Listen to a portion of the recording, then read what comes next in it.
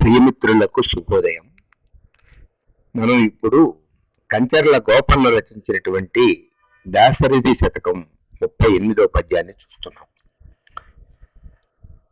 శ్రీ రామనామం లేక తారకనామం యొక్క గొప్పతనాన్ని ఇక్కడ రామదాసు అనే కంచర్ల గోపన్న ప్రస్తావిస్తున్నాడు.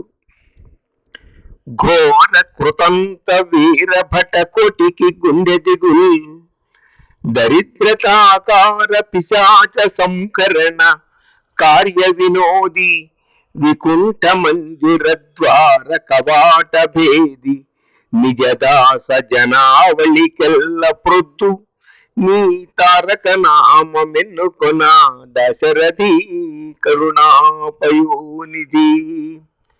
రామచంద్ర, నీ యొక్క తారకనామం ఎవరైతే ఎన్నుకుంటారో, నీ తారక నామాన్ని తమ యొక్క జీవిత పరమార్థంగా తన జీవన విధానంగా ఎవరైతే మార్చుకుంటారో అటువంటి నీ తారకనామం యొక్క గొప్పతనం ఎటువంటిది అంటే, ఘోర కృతంత వీరభట కోటికి కుండె దిగుల్.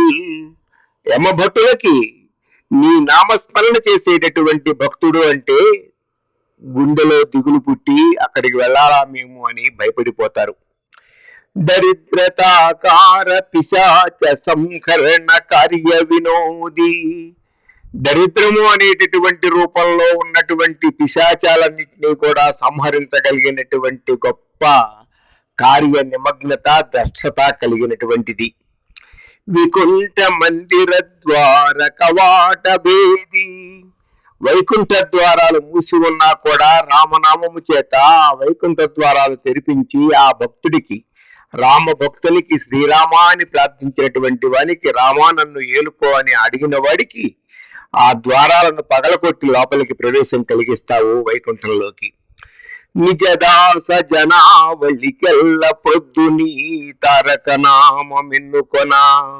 నీ భక్తులు ఎల్లవేళలా కూడా నీ నామాన్ని స్మరిస్తూ అదే విధంగా తమ యొక్క ప్రొద్దుని, తమ ఉదయం నుంచి సాయంత్రం వరకు కూడా తారక నామ జపంలోనే ఆనందాన్ని పొందుతూ పారవస్యంలో ఉంటూ ఉంటారు కదా రామచంద్ర అంటున్నాడు కంచర్ల గోపన్న. మన మిత్రులందరికీ కూడా శ్రీరామనవమి శుభాకాంక్షలను తెలియజేస్తూ స్వస్తి.